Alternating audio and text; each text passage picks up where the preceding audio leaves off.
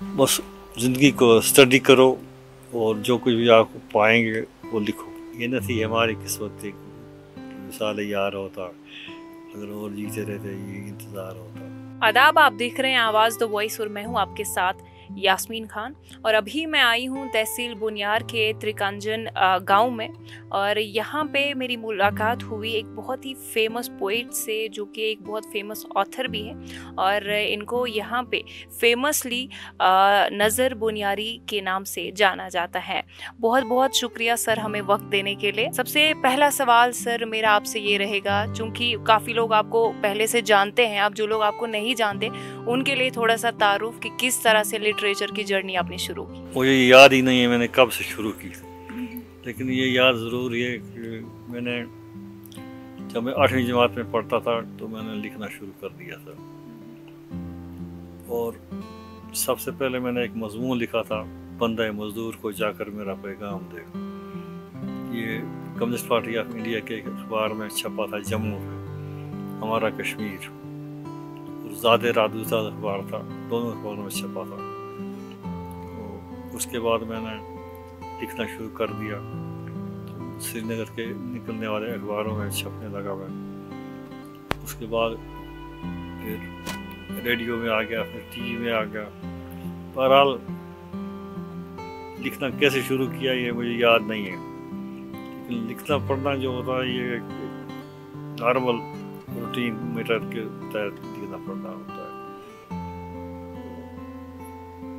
क्योंकि अदब है, अदब के बारे में सोचना पड़ता है क्या लिखूं क्या नहीं लिखूं।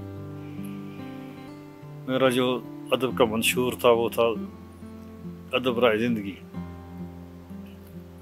उसी पर लिखता था, मेरा मोटू वही था। तो उसके बाद मैंने अखबारों में लिखना शुरू कर दिया। अखबारों के बाद मैगज़ीन लिखे।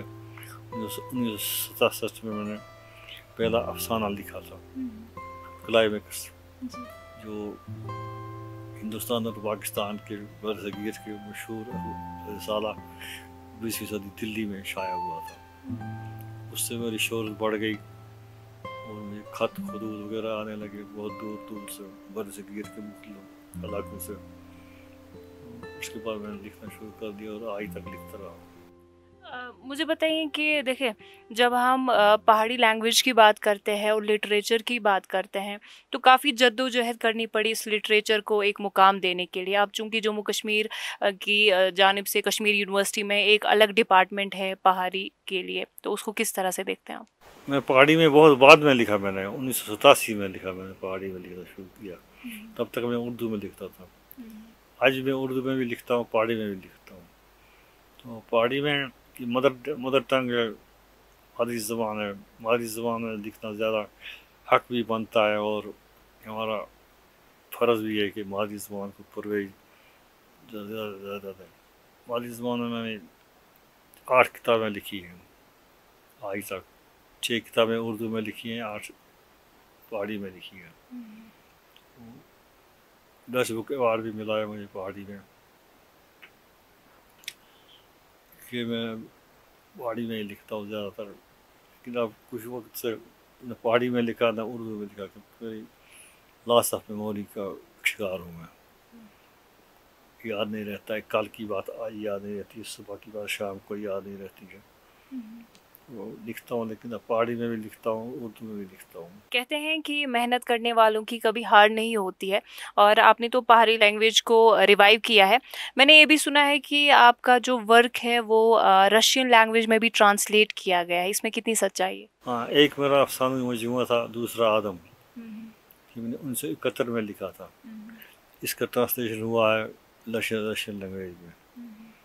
तो क्योंकि मैं रशिया भी गया हूँ, पहला मेरा चक्कर जो था फॉरेन का वो उज़्बेकिस्तान था, ताशकंद।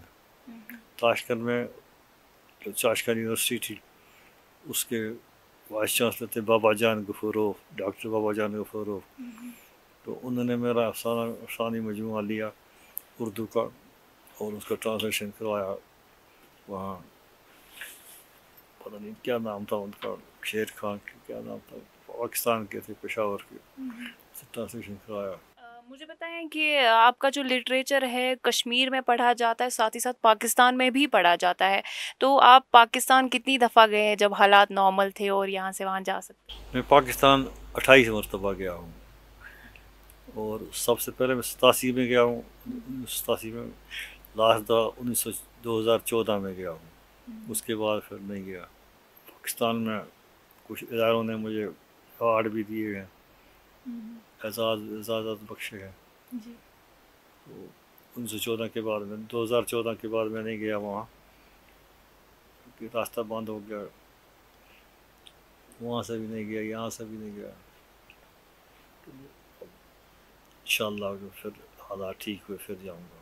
पाकिस्तान का जो लिटरेचर है थोड़ा उसके बारे में बताएं, कितना रिच लिटरेचर उनके पास है? उनके पास बहुत रिच लिटरेचर है, क्योंकि उनके पास एक ही ज़बान है उर्दू की, उर्दू मादरी ज़बान है उनकी, 4 ज़बानें उनकी मादरी ज़बानें हैं। उर्दू जो है सब पढ़ते हैं, सब बोलते हैं, सब लिखते हैं, और एक ही ज़बान से सब बात करते हैं उर्दू में, इसलिए वहाँ लिटरेचर जो है वो बड़ा रिच है, वो मैं बड़ा लाइक करता हूँ। हमारे अल्लामा इकबाल जो थे पाकिस्तान में पले बड़े, वहीं उनका मदफन भी है। और मुझे बताएं कि देखें, जब हम लिटरेचर की बात करते हैं तो कोई ऐसा होता है आपकी लाइफ में जिससे आप इंस्पायर होते हैं, तो आपने ज़्यादा किस पोइट को पढ़ा है? मैंने ज़्यादातर गालिब को पढ़ा है, इकबाल का भी बड़ा शहदाई रहा हूँ, लेकिन गालिब को पढ़ा है, मुझे पसंद था, प्यारा था, बड़ा प्यारी शायरी थी गालिब की। कुछ कपलेट सुना दीजिए। ये न थी हमारी किस्मत थी कि विसाल यार होता, अगर और जीते रहते ये इंतज़ार होता। जी।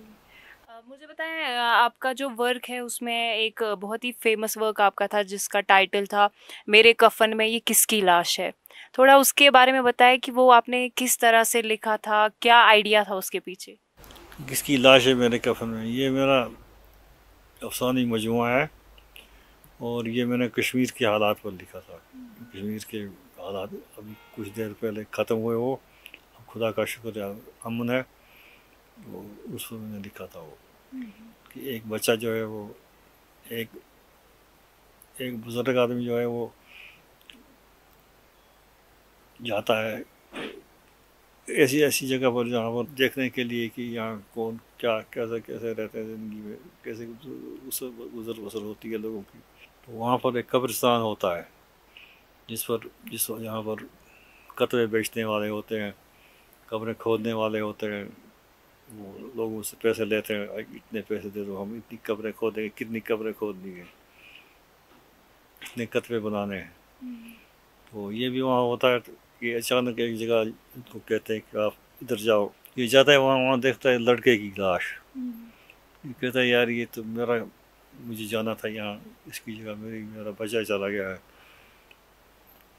ये कैसे हो सकता है, ये मरना मुझे था लेकिन मेरा बच्चा मर गया है। तो उसी के ऊपर मैंने लिखा था ये किसकी लाश है मेरे कफन में। कफन मेरे लिए बना था लेकिन इसमें मेरा बच्चा लपेटा हुआ है। अभी जो नौजवान बच्चे हैं पहाड़ी की तरफ उतना रागिब नहीं है और पहाड़ी लिटरेचर की तरफ खासकर ज़्यादा रागिब नहीं है, तो उनके लिए क्या मैसेज रहेगा? पहाड़ी के लिए सिर्फ पहाड़ी बोलने वाला ही रागिब है, और कौन हो सकता है रागिब? लेकिन हैं रागिब हैं, अब पहले तो रागिब नहीं थे, अब हो गए हैं। जब से पहाड़ी ज़बान को एसटी का दर्जा मिला है तब से ज़्यादा हो गया है। और बडिंग ऑथर्स के लिए क्या मैसेज रहेगा? बस ज़िंदगी को स्टडी करो और जो कुछ भी आप पाएंगे वो लिखो। और देखिए जिस तरह फैज़ अहमद फैज़ है या मंटो है जिनको बहुत वाइडली पढ़ा जाता है, तो उनका जो लिटरेचर है उससे क्या मैसेज बाहर जाता है? अदब राय ज़िंदगी वो लिखते थे, उनका मैसेज भी वही था, अदब राय ज़िंदगी। मैं यही मैसेज लोगों को देता हूँ कि अदब राय ज़िंदगी को ज़्यादा तरजीह दे दो। वो जो फैज़ और मंटो लिखते थे सच्चाई लिखते थे, हकीकत लिखते थे। सैफुल मुलूक जो है बहुत ही फेमस है, तो उसके कुछ कपलेट्स हमें सुना दीजिए। एक कपलेट है उनका कि नीचा दी अशनाई कोलों फैज़ किसे नहीं पाया, कि करते अंगूर चुराया हर गुच्छा जरवाया। कहते हैं कि जो कमीना आदमी होता है या नीच होता है, नीच बदजात कमीना, اس سے کبھی کسی نے فیض نہیں پایا، فائدہ حاصل نہیں کیا ہے۔ جیسے ککر کے درخت پر انگور کا درخت چڑھا دیا جائے، انگور کی بیل چڑھا دی جائے، تو اس کا انگور کا ہر دانہ جو ہے وہ ککر کے کانٹوں سے زخم آ جاتا ہے، زخم لگ جاتا ہے۔